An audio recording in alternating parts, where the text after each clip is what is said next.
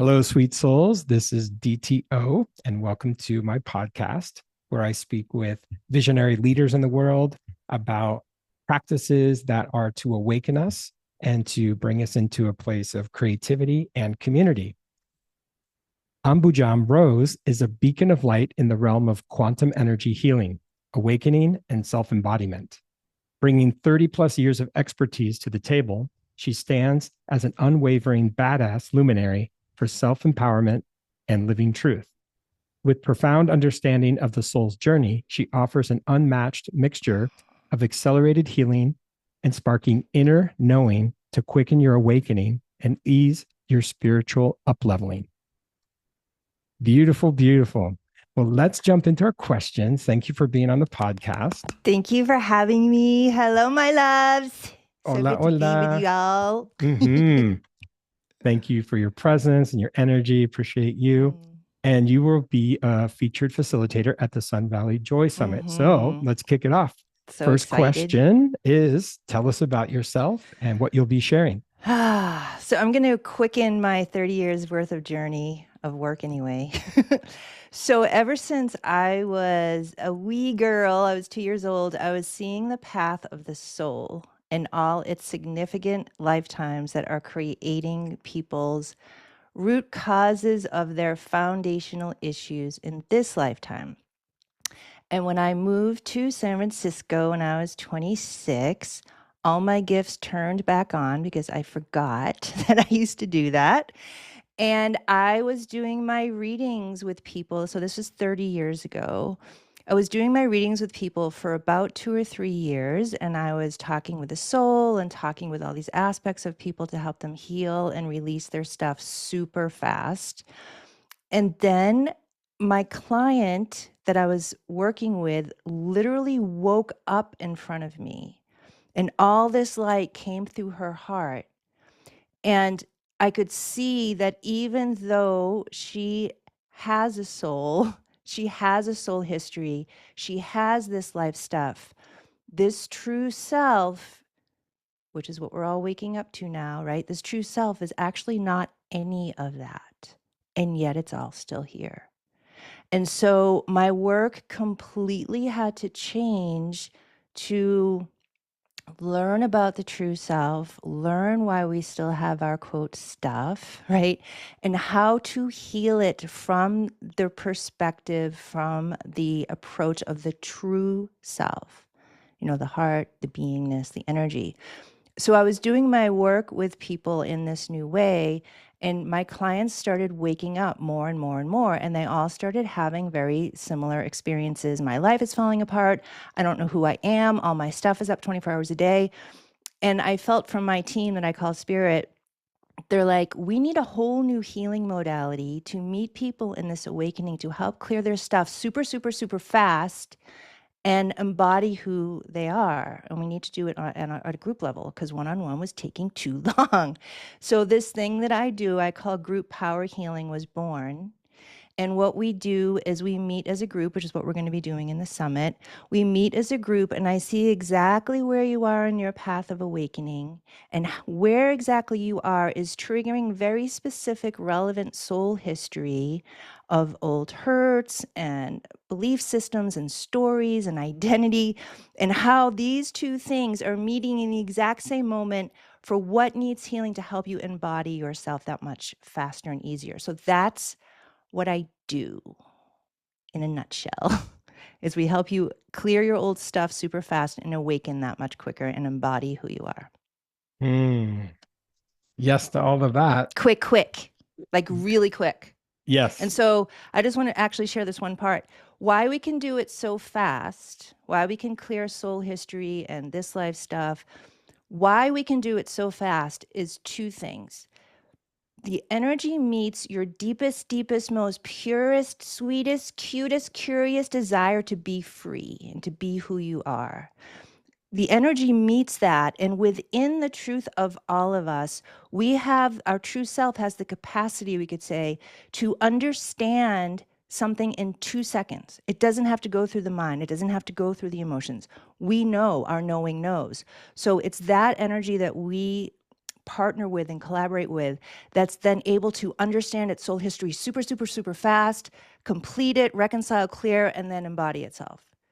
So it's a very collaborative, that's the whole reason why we do what we do. It's you guys and where you're at in your path and the readiness to just be who you are, full stop. So thank you for that. So question number 2 is, your workshop focuses on healing the hidden emotional wounds that we all have, right? The trauma, the drama. The trauma, the drama, yes. the T and the D. Yeah, exactly.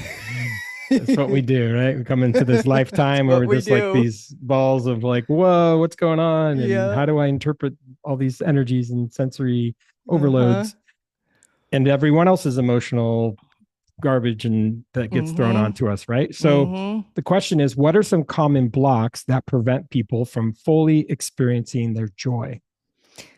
So, this whole summit's built on joy, right? That's our topic, right? And so what I wanted to do is be super honest and be like, hey guys, let's be honest with ourselves. We can say we want to fully be joy or have a joyous life, right?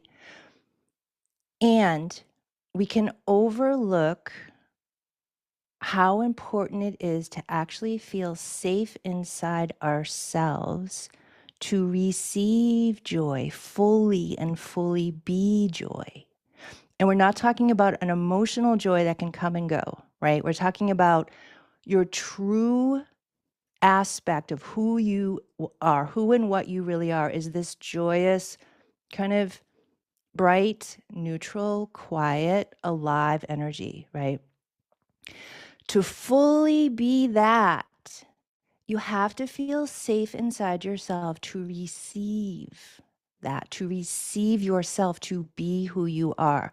What can block receiving joy is our old traumas, our old stories, our old belief systems, our old identity, the ego's idea of what should be and what shouldn't be, right? It's this whole kind of party going on within us that is our soul history, that is carrying past hurts, that when, let's say, the energy of joy starts coming toward us as we're choosing to be joy, right?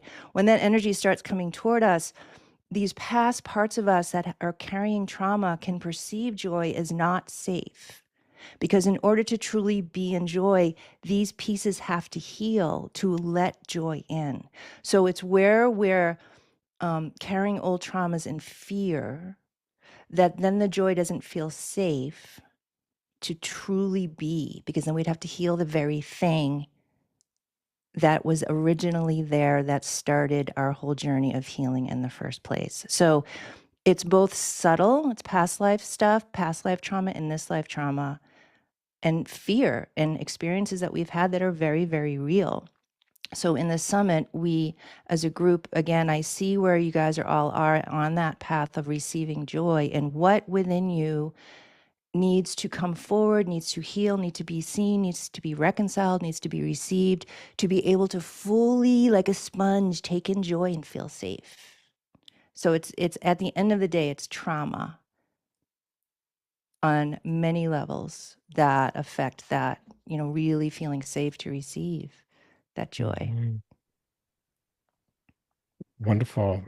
We get to release, let go. Release. Yes. So question 3 is, will you explain how group power healing, your work in the world, how this works and what participants can expect to experience during the session? So the first thing I like to tell people, because we directly work with the truth of who you are, so when we get together, there's this unspoken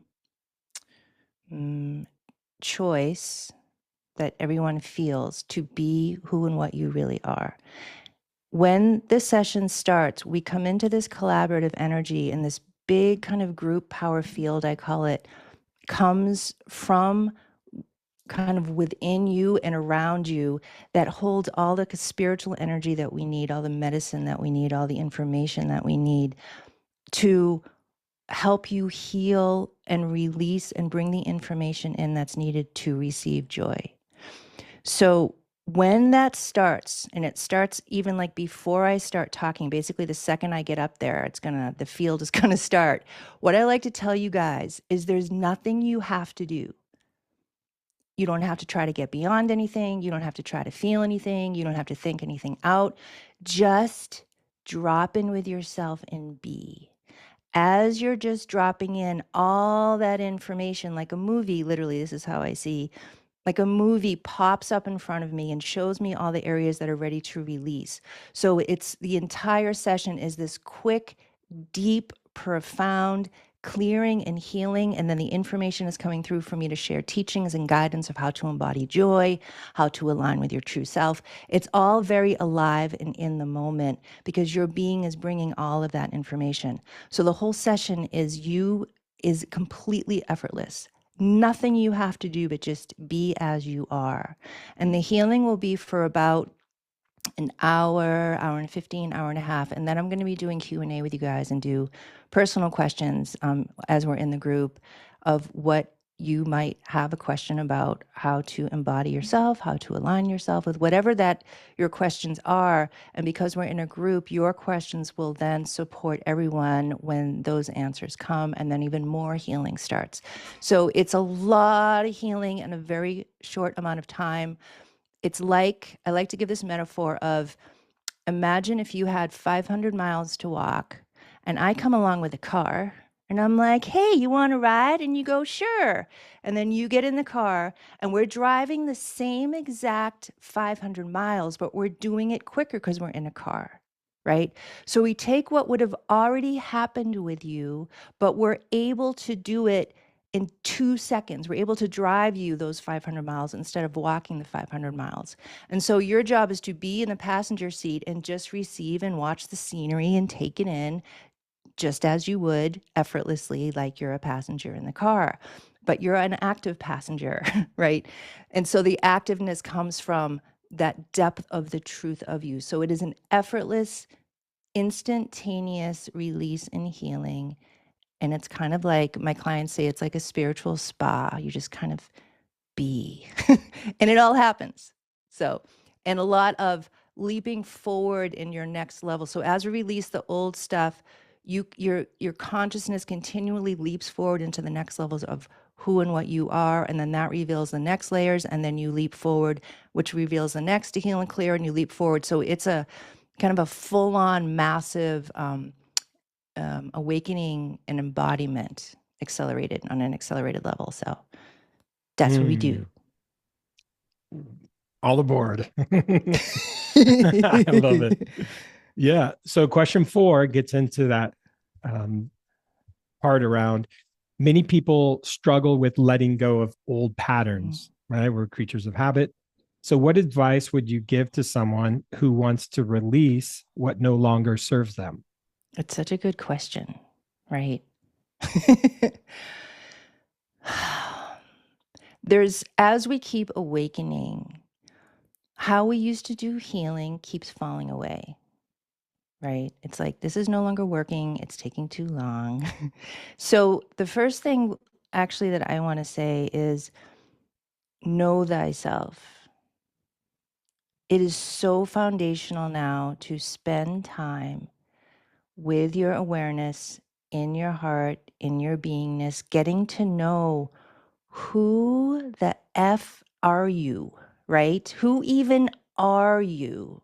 If you're not your thoughts, if you're not your history, if you're not your trauma and drama, right?